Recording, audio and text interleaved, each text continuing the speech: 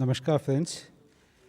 As you know, the CCA and Cabinet met today to brief you on the important decisions approved by the Cabinet. We have with us Honorable Minister of Education and Skill Development and Entrepreneurship, Shri Dharmendra Pradhan Ji, Honorable Minister of Information Broadcasting and Youth Affairs and Sports, Shri Anurag Singh Thakur Ji, Honorable Minister of State for Education, Srimati Annapurna Devi Ji, Honorable Minister of State for Education, Dr. Subhash Sarkar Ji, Honorable Minister of State for Education, Dr. Rajkumar Ranjan Singh Ji, and Honorable Minister of State for Information, Broadcasting and Fisheries, Animal Husbandry and Dairying, Dr. L. Murugan Ji. My warm welcome to the Honorable Ministers. I welcome Additional Secretary, Ministry of Education, Shri Subhash Kumar Sarangi Ji. First, Honorable Minister for INB will brief, followed by the Honorable Minister of Education. After the briefing, we will take some questions relating to the Cabinet decisions only. Over to the Honorable Minister, sir. धन्यवाद जयदीप जी।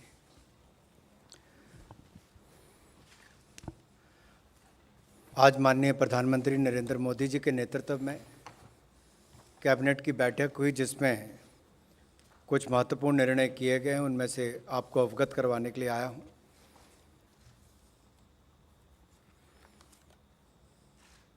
Minor girl child को, women को जो rape के cases होते हैं उसमें जल्द न्याय मिल सके, उसके लिए फास्ट ट्रैक स्पेशल कोर्ट्स, इसको लेकर जो आज अप्रूवल दी है उस योजना को कंटिन्यू करने के लिए, इसमें लगभग 1023 फास्ट ट्रैक स्पेशल कोर्ट्स चलते रहेंगे, जिसमें से 1023 समेत इसमें पॉस्को कोर्ट्स स्पेशली 389 कोर्ट्स हैं। वो कुल व्यय इसके ऊपर 1572.86 करोड़ होगा, जिसमें केंद्र सरकार का हिस्सा जो है वो लगभग 971.70 करोड़ होगा और 601.16 करोड़ शेयर राज्य की सरकारों का होगा। इस योजना को लॉन्च 2019 में जब किया गया था, तब इसी मानसिकता के साथ, इसी सोच के साथ कि जो शिकार बच्चियां होती हैं या महिलाएं होती हैं, कोई रेप विक्टिम होती हैं, इस यौन अपराध के शिकार बच्चियों को जल्द न्याय मिल सके, तीव्र न्याय मिले, उसके लिए प्रावधान भी किया गया था, कोर्ट्स को शुरू भी किया गया था। इनको 31 मार्च 2023 तक कंटिन्यू किया जाएगा। और आपको याद होगा 2018 में the criminal law amendment act भी जब पास किया गया, तब ये भी प्रावधान उसमें किया गया था कि उसमें डेथ पेनल्टी तक उसमें इंक्लूड की गई थी। तो उसी दिशा में एक कदम है कि माइनर गर्ल्स को और वुमेन को इसमें जल्दी न्याय मिल सके, उस दिशा में। दूसरा निर्णय जो cabinet committee on economic affairs ने किया है, वो भी देश के विद्यार्थियों को लेकर है, शिक्षा विभाग से जुड़ा है, जो माननीय शिक्षा मंत्री जी आपको विस्तार में बताएंगे। इसमें भी स्कूली शिक्षा समाज के सभी वर्गों तक समान रूप में पहुंच सके और शिक्षा की गुणवत्ता में सुधार हो, इसी उद्देश्य से वर्ष 2018 में समग्र शिक्षा योजना लागू की गई थी। अब उसको और बेहतर करके उसको आगे और बढ़ाने का निर्णय किया है। 1 अप्रैल 2021 से बढ़ाकर इसको मार्च 2026 तक किया जाएगा। इसमें कुल मिलाकर 2,94,283 करोड़ का वित्तीय प्रावधान होगा, जिसमें केंद्र की हिस्सेदारी 1,85,398 करोड़ रहेगी। ये योजना सरकारी और सरकार द्वारा सहायता प्राप्त 11.6 लाख स्कूल और 15.6 करोड़ छात्र और 57 लाख शिक्षकों को कवर करेगी। इस योजना के तहत डीबीटी का व्यापक प्रयोग होगा, क्योंकि माननीय शिक्षा मंत्री जी यहाँ पर हैं। हम सब चाहेंगे जो देश के करोड़ों विद्यार्थियों के जीवन में इस योजना का मोदी सरकार के द्वारा राज्यों में लागू करवाकर इसका लाभ करोड़ों विद्यार्थियों को मिलेगा। लगभग 15.6 करोड़ छात्रों को इसका लाभ मिलेगा।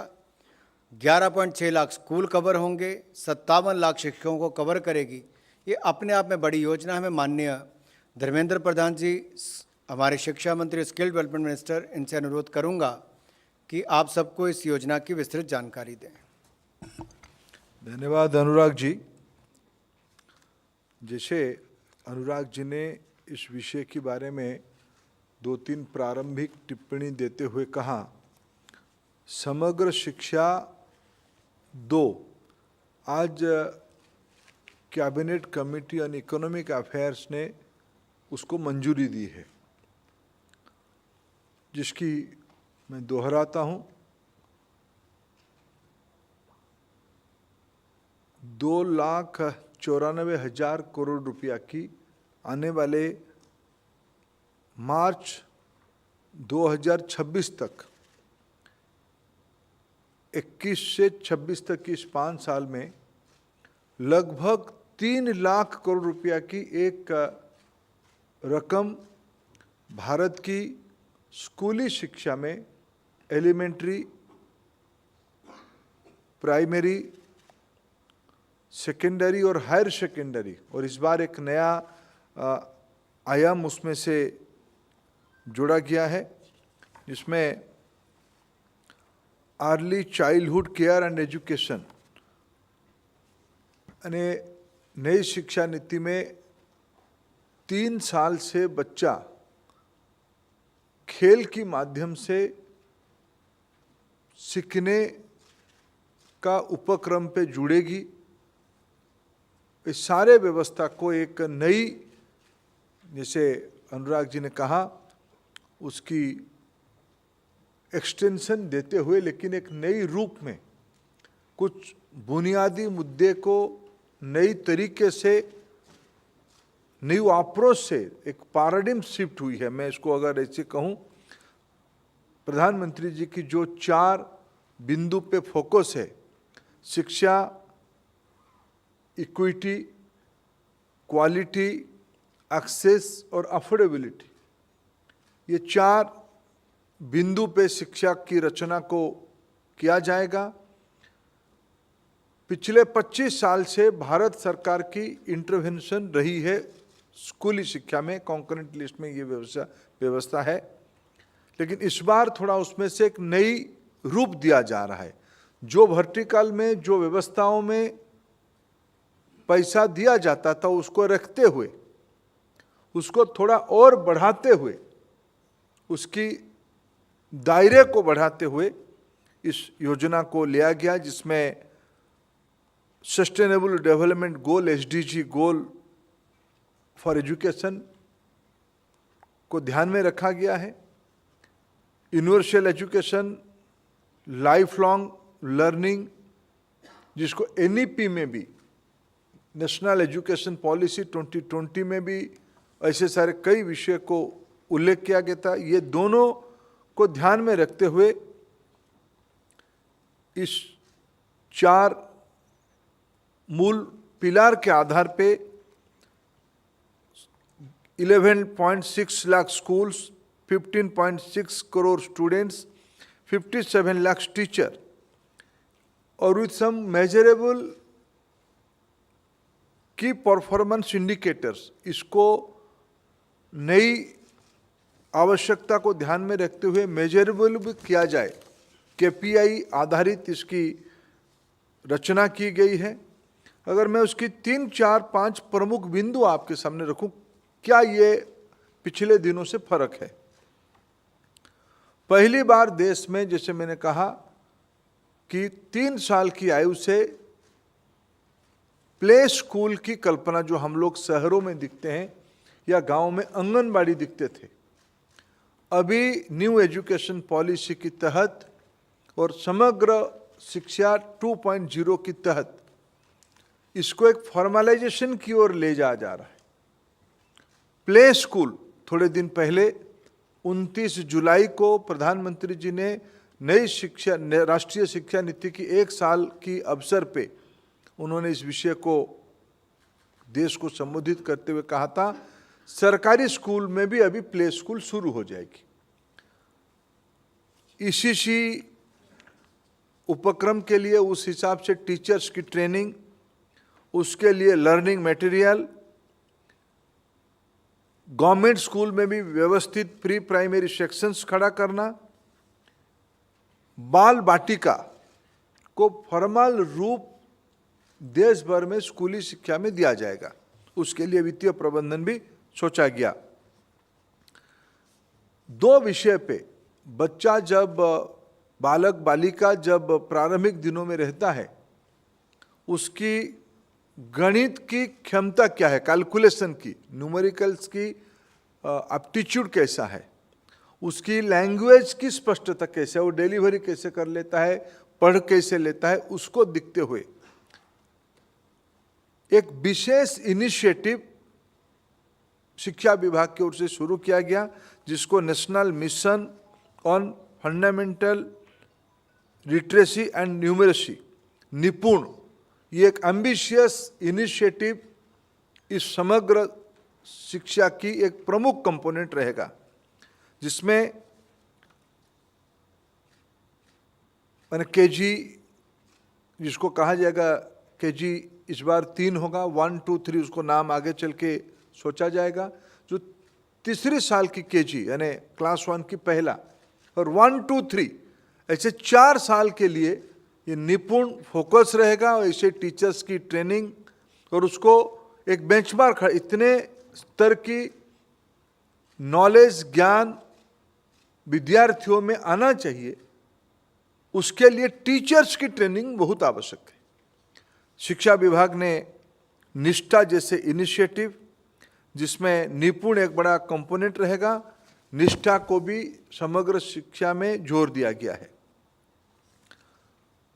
चाइल्ड सेफ्टी, बच्चों की सुरक्षा, अगर 3 साल में बच्चा कुछ समय के लिए विद्यालय जाएगा, शाला जाएगा, सबकी चिंता रहती है बच्चों की सुरक्षा की क्या है। सरकार ने समग्र शिक्षा में पहली बार इस कंपोनेंट को जोड़ा है। राज्यों को वित्तीय सहायता दिया जाएगा, एक child rights, child commission for protection of child rights, एक राज्य कमीशन बनाएगी, उसकी वित्तीय व्यवस्था किया जाएगा, और पहली बार बच्चों की सुरक्षा के बारे में भारत सरकार भी जिम्मेवारी ले रही है। सेकेंडरी लेवल पे दूर दराज इलाका में विद्यार्थी पढ़ने के लिए आ नहीं पाता है, ट्रांसपोर्टेशन की जाने आने की दिक्कत रहती है, उस अभाव से वो रह जाता है। समग्र शिक्षा में व्यवस्था किया गया है, ट्रांसपोर्टेशन फैसिलिटी के लिए इंसेंटिवाइज किया जाएगा, उनको खर्चा दिया जाएगा। स्कूल ड्रॉप आउट के बारे में चिंता करने के लिए विशेष करके समाज की जो वंचित वर्ग है, SC, ST, ऐसे सारे विद्यार्थियों के लिए 16 से 19 साल की आयु के अंदर, पहले 14 साल तक था, अभी बियॉन्ड 14 साल भी समग्र शिक्षा में उसकी चिंता की गई है, उसको भी चिंता किया जाएगा। विशेष करके उनके अंदर जो दिव्यांग बच्चे हैं उनको विशेष ध्यान दिया जाएगा। समग्र शिक्षा में एक नया आयाम जोड़ा गया है, एक होलिस्टिक प्रोग्रेस कार्ड की कल्पना की गई है। जैसे कुछ दिन पहले एकेडमिक बैंक ऑफ क्रेडिट की शुरू की गई, उसी दिशा में होलिस्टिक प्रोग्रेस कार्ड, जिसमें एक NDR, एक डिजिटल आर्किटेक्ट की कल्पना की गई है नई शिक्षा नीति में, जिसमें बच्चा 3 साल से जाने के उपरांत उसकी फॉर्मल पढ़ाई, इनफॉर्मल स्किलिंग खत्म होने तक उसकी एक क्रेडिट बैंक की सिस्टम रहेगी। उसी के अंदर होलिस्टिक प्रोग्रेस कार्ड एक इम्पोर्टेंट कंपोनेंट रहेगा, उसके बारे में भी चिंता किया गया है। स्कूल में खेल बढ़े, आदरणीय खेल मंत्री अभी उपस्थित है इस वार्ता में भी, उनकी भी विभाग और स्कूल विभाग पहले से खेल के बारे में ध्यान दिया है। इस बार एडिशनल ग्रांट दिया जाएगा खेल की आयामों के लिए। नेशनल एजुकेशन पॉलिसी में, राष्ट्रीय शिक्षा नीति में सबकी चिंता है, अभिभावकों की, विशेषज्ञों की, समाज की बहुत सारे बुद्धिजीवियों की चिंता रहती है स्कूली शिक्षा को थोड़ा कम बोझिला किया जाए। Bagless class, bagless school days, ये कल्पना आई है। उसको सामने रखते हुए एक लोकल आर्टिसन के साथ ऐसे करिकुलम, ऐसे पेडागोजी बनाई जाएगी जिसमें कन्वेंशनल जो उस इलाका में जो व्यवस्था है, जो उद्यमी है, ऐसे सारे इनिशिएटिव्स के साथ फॉर्मल स्कूल एजुकेशन में पढ़ने वाले लड़कों को 10 दिन की इंटर्नशिप भेजा जाएगा और उसकी क्रेडिट पॉइंट उनकी कैरियर में जोड़ी जाएगी। इसकी इनिशिएटिव इस व्यवस्था में है। टीचर ट्रेनिंग के कई सारे आयाम उसमें से रहेगी।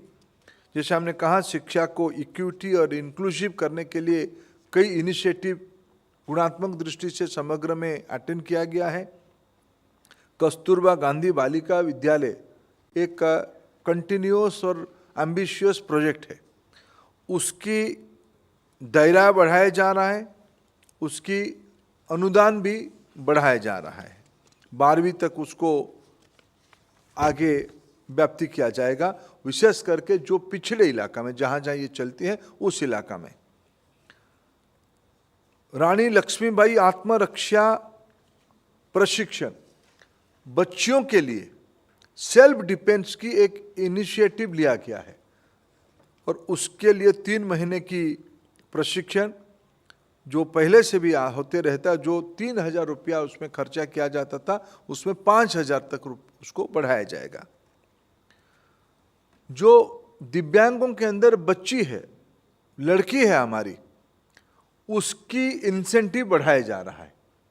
उसको जो अभी तक मिलता था उसके ऊपर 10 महीने के लिए प्रति माह 200 रुपया ज़्यादा, यानी 2,000 रुपया ज़्यादा, 3,000 रुपया पहले मिलता था, उसके ऊपर गर्ल्स चाइल्ड के लिए 2,000 रुपया एडिशनल इंसेंटिव दिया जाएगा। मित्रों, इस समग्र में 2 ऐसे और कंपोनेंट है जिसको मैं आपके सामने उल्लेख करना चाहूँगा। नई राष्ट्रीय शिक्षा नीति में ये कल्पना है, पढ़ाई और कमाई, एम्प्लॉयबिलिटी पे जोर दिया जाएगा। स्किल और स्कूल, इसको परिपूरक और किया जाएगा। इसीलिए ये समग्र में योजना की गई है। वोकेशनल एजुकेशन पे और जोर दिया जाएगा, स्किल इकोसिस्टम पे और जोर दिया जाएगा। क्लास 6 से लेके क्लास 12 तक, 6, 7, 8 उसकी एक्सपोजर बढ़ाई जाएगी। 9, 10 और 11, 12 इसमें आज की आवश्यकता को ध्यान में रखते हुए परंपरागत स्किल से लेके 21वीं सदी में जो नई अर्थनीति आएगी, जो नई समाज जीवन व्यवस्था होगा, जिसकी अगर एक उदाहरण मैं आपको दूं, अभी 29 जुलाई की प्रोग्राम में प्रधानमंत्री जी ने ऐसे 2-3 कैप्सूल का लोकार्पण किए, जिसमें स्कूल में ये 3 फेज में 6 से 9, 6 से 8, 9, 10, 11, 12 आर्टिफिशियल इंटेलिजेंस में क्या व्यवहारिकता है, सॉफ्टवेयर कोडिंग की क्या व्यवस्था है, ऑगमेंटेड रियलिटी, वर्चुअल रियलिटी की क्या स्किल की प्राइमरी लेवल पे आवश्यकता है, से लेके अभी जो चलने वाले स्किल इकोसिस्टम है उसको कैसे फॉर्मली स्कूल व्यवस्था पे जोड़े, उसकी व्यापक इंटरवेंशन चिंता किया गया है। उसके लिए वित्तीय प्रबंधन भी किया गया है। धीरे धीरे जिस ढंग से प्रधानमंत्री नरेंद्र मोदी जी की विजन है, पिछले 15 अगस्त में उन्होंने कहा था 1000 दिन के अंदर भारत की 6 लाख गांवों को इंटरनेट से जुड़ा जाएगा। गांव में इंटरनेट के सबसे ज़्यादा लाभार्थी स्कूल होने वाला है, इसलिए धीरे धीरे स्कूल की ब्लैक बोर्ड डिजिटल बोर्ड पे कन्वर्ट होने की रास्ते में आ रहा है। ICT, smart classroom, DTH channel, digital boards, ये सारे मैसिव व्यापक तरीके से स्कूल की संरचना में जुड़े, उसके लिए पर्याप्त वित्तीय प्रबंधन इस समग्र की एक मूल फीचर है। मित्रों, धीरे धीरे देश 21वीं सदी की ओर जब आगे बढ़ेगा, भारत जैसे एक डेमोग्राफिक डिविडेंड की एडवांटेज देश अपने संबल को, अपने मानव संबल को समय की आवश्यकता से तैयार करे, इसी की एक विनम्र प्रयास समग्र 2.0 है। वो अटल जी की समय की सर्व शिक्षा अभियान हो या माननीय प्रधानमंत्री जी की पहला कार्यकाल में समग्र 1 हो या अभी समग्र 2 हो, उसी दिशा में एक बड़ी छलांग की प्रयास है। आज इसकी मैं प्रधानमंत्री जी का आभार प्रकट करूंगा आप लोगों के माध्यम से। उन्होंने लगभग आने वाले 5 साल में शिक्षा जैसे बुनियादी व्यवस्था में 3 लाख करोड़ तक का एक सैंक्शन करके देश की नई पीढ़ी को तैयार करने के लिए महत्वपूर्ण कदम उठाए। धन्यवाद मित्रों। Thank you, sir. We will now take questions. 116. Sir, आपने कहा कि 15 करोड़ बच्चों को आगे शिक्षा दी जाएगी। पिछले साल सर, जब से कोरोना आया है, लगभग 27 से 30% बच्चों के पास न तो मोबाइल है, न कंप्यूटर है, न उनकी शिक्षा हुई है। तो देश का भविष्य हमारा कैसा बनेगा? क्या सरकार की इन चीज़ों को देने के लिए स्टूडेंट को कोई सब्सिडी की स्कीम लाएंगे? क्योंकि अभी कुछ पता नहीं कि स्कूल कब खुलेंगे। और दूसरा सर, ये जो आपने समग्र 2.0 की बात की है, इसमें आपने टीचर्स की ट्रेनिंग की बात की है, फिर स्टूडेंट्स की बात की है। तो टीचर की ट्रेनिंग पहले होगी या पहले स्टूडेंट लिए जाएंगे? देखो, दोनों इकट्ठा होगा। देखो, पढ़ाना ही एक ट्रेनिंग है, आधुनिक तरीके से पढ़ाना भी एक ट्रेनिंग है। और आज की मैं आपको बड़े जिम्मेवारी के साथ कहता हूँ, मैं इस विभाग में नया हूँ, लेकिन मैं पिछले 25 दिनों में जो प्रमाण सहित जानकारी मेरे सामने रखा गया, क्योंकि आजकल इस डिजिटल के ज़माने में कोई कुछ कह दे, वो नहीं हुआ होगा तो उसको जानकारी मिल ही जाती है। और आप लोग तो हो ही साथ में, जानकारी को कोई छुपा नहीं सकता है। जो पिछले दिनों में प्रधानमंत्री ई विद्या, इस प्रकार की भयंकर स्थिति तो कोई सामना करेगा, कोई किसी ने कल्पना नहीं की थी। लेकिन पिछले लगभग 1.5 साल के अंदर जो स्थिति बनी, अभी तो देश की बच्चों को शुभेच्छा देने की आवश्यकता है। स्कूल धीरे धीरे खुलने लगे हैं। देश के स्वास्थ्य विशेषज्ञों ने जिस प्रकार की अभिमत रखा है, राज्यों ने हिम्मत करके भारत सरकार के साथ चर्चा करके, विशेष करके भारत की स्वास्थ्य विशेषज्ञों की परामर्श से स्कूल खुलने लगे हैं। पिछले दिनों में प्रधानमंत्री ई विद्या में इंटरनेट आधारित, सैटेलाइट आधारित और रेडियो फ्रीक्वेंसी आधारित एक काफ़ी मात्रा में कवर अप करने की कोशिश किया गया है। मैं इसको बिल्कुल विनम्रता से स्वीकार भी करता हूँ। शायद ये 100% नहीं है, लेकिन जो चुनौती था, जिस प्रकार की शॉटडाउन लॉकडाउन की दौर चली, उसमें से जितना सर्वाधिक हो पाएगा, मैं सभी राज्य सरकारों को, मैं इसलिए मैं बड़ा प्रभावित हूँ। राज्य सरकारें, बहुत सारे स्वयंसेवी संगठन, बहुत सारे फिलांथ्रोपिक बॉडी और भारत सरकार, ये मिल के, अभिभावक, ये सब मिल के, ये एजुकेशन की लॉस ना हो, नॉलेज लॉस ना हो, उसको कोशिश किया गया। फिर भी ये चुनौती है, धीरे धीरे नॉर्मलसी की ओर सबको बढ़ाएंगे। इसीलिए समग्र शिक्षा कोई नी जर्क रिएक्शन नहीं है, सोची समझी योजना है कि आने वाले दिनों में टेक्नोलॉजी को, आखिर हमने ये लो ऑर्बिट स्पेस की दुनिया को खोला क्यों है, ये शिक्षा में कैसे ज़्यादा काम आए, भारत की बच्चों को क्वालिटी एजुकेशन दे, एक्सेसिबल एजुकेशन दे, ये हमारी नीति है। Yes, please. Yeah. माइक दे दीजिए। Yes, please. 58. Hello, sir, I have a question related to the fast track courts that you've just said. There are a lot of cases that have also come up in West Bengal. Will it be implemented in West Bengal also? Because abhi tak West Bengal has not done it in terms of the post-violence also, post-election violence. Yes, you have rightly mentioned it. Out of 31, only 28 have started it. And West Bengal is one of them who have not started it. And we are very hopeful they will start it soon for the fast track courts. 110. Anurag ji, मेरा सवाल है कि आज चूंकि संजोग से cabinet में POCSO और फास्ट ट्रैक कोर्ट पर आपकी चर्चा हुई और आज ही दिल्ली में एक दुखद घटना सामने आई कि 9 साल की बच्ची के साथ ये हुई, तो इस तरह की बच्ची और इनके परिवार वालों को फास्ट ट्रैक कोर्ट में न्याय दिलाने को लेकर खास करके इस इंसिडेंट पर भी कुछ कैबिनेट में चर्चा हुई, क्यों? क्योंकि राहुल गांधी और दूसरे लीडर उनके विक्टिम फैमिली से मिलने भी गए हैं, तो क्या कैबिनेट में चर्चा हुई है? देखिए, कैबिनेट में ये चर्चा नहीं होती कौन किससे मिलने गया है।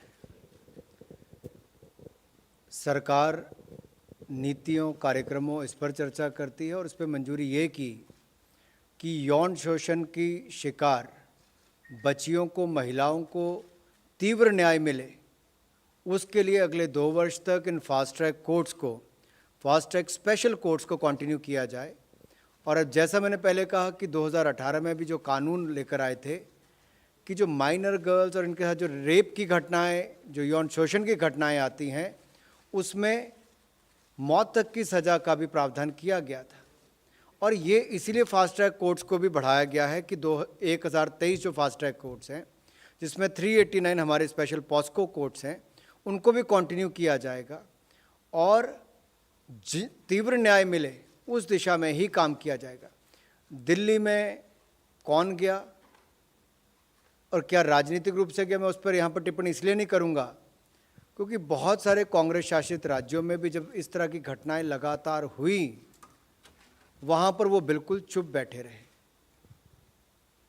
तो दुर्भाग्य ये है कि क्या बच्ची एक ही राज्य में या दूसरे ही राज्य में दिखती है कि अपने शासित राज्यों में, पंजाब में हो, राजस्थान में, बाकी जगह हो, वहाँ नहीं दिखी। तो मुझे लगता है बेटी के लिए न्याय, कोई भी बेटी हो, किसी की भी बेटी हो, गरीब की हो, अमीर की हो, पिछड़े की हो, अगड़े किसी की भी हो, बेटी को न्याय दिलाने के लिए कानून बनाया है, एक समान बनाया है और तीव्र न्याय मिले, इसको सुनिश्चित करने के लिए मोदी सरकार ने आज फिर ये कदम उठाया है। Number 64. अनुराग सर, कैबिनेट की बैठक में क्या राज्यों को अपनी ओबीसी लिस्ट तैयार करने का अधिकार देने के लिए संविधान संशोधन बिल पे भी चर्चा हुई आज? क्योंकि संसद का सत्र भी चल रहा है और आज हम प्रमुखता से समग्र शिक्षा पर आप सबके सामने जानकारी रखने आए हैं और जो जानकारी मुझे आपको देनी थी मैंने विस्तृत रूप से उसको दिया है।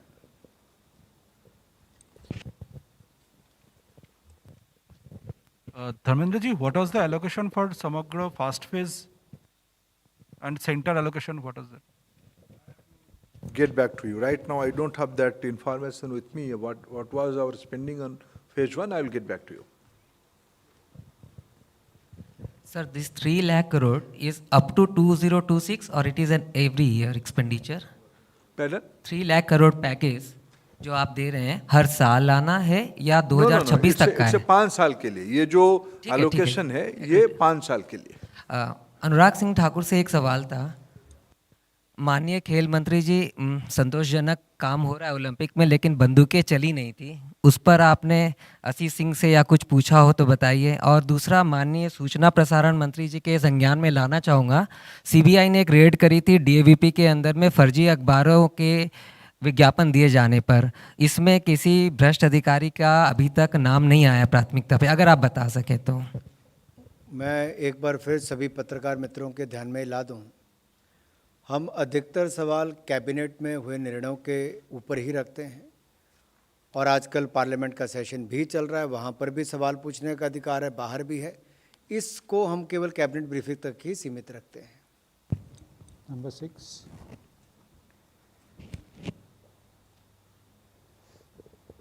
मेरा प्रश्न धर्मेंद्र जी से है। धर्मेंद्र जी, एनईपी जब बनाई गई थी तो पैंडेमिक के बारे में किसी को आइडिया नहीं था और एनईपी कम्प्लीटली साइलेंट है कि पैंडेमिक आएगा तो एजुकेशन कैसे होगी, बच्चे पास कैसे किए जाएंगे। और अभी ये सिचुएशन अनफोल्डिंग है, 1.5 साल से ज़्यादा बीत गए, किसी को पता नहीं कितने साल चलेगा। तो क्या आप एनईपी को सूटेबली मॉडिफाई करेंगे कि क्या बार बार बोर्ड्स अलग अलग बोर्ड्स जा रहे हैं सुप्रीम कोर्ट के पास, कोई किसी के पास जा रहा है, रिजल्ट कैसे डिक्लेयर करना है, पास कैसे करना है, कोई पॉलिसी नहीं है इसके लिए, एनईपी साइलेंट है। देखिए, नैसर्गिक विपत्ति होता है। किसी को शायद मानव इतिहास में हमने पैंडेमिक की नाम हम सुने होंगे, साहित्य में पढ़े होंगे, प्रलय का नाम हमने सुना होगा, पढ़ा होगा, लेकिन किसकी अनुभव 1.5 साल तक की नहीं रही। कोई भी मनुष्य को शायद नहीं रही निकट अतीत के इतिहास में, जितना दिन मानव सभ्यता की कोई पढ़े। इसीलिए उसको एक आधार बनाना शायद उचित नहीं है। बाकी रहा न्यू एजुकेशन पॉलिसी, ये एक बहुत विजनरी डॉक्यूमेंट बनी है। अभी मैं इस विभाग की जिम्मेवारी संभालने के बाद मैं एक पब्लिक पॉलिसी की विद्यार्थी के नाते एनईपी को पढ़ा था, लेकिन जब उसको इम्प्लीमेंटर के नाते उसको देख रहा हूँ, पढ़ रहा हूँ, मैं कॉन्फिडेंट हूँ भारत को सारे प्रकार की स्थिति में एक अत्यंत उच्च कोटि की समाज व्यवस्था को बनाने की दिशा दर्शन एनईपी के अंदर है। इस सारे विषय में हम कॉन्फिडेंट हैं। Thank you. If there are no further questions, we will close the press conference now. Thank you, Honorable Minister, sir.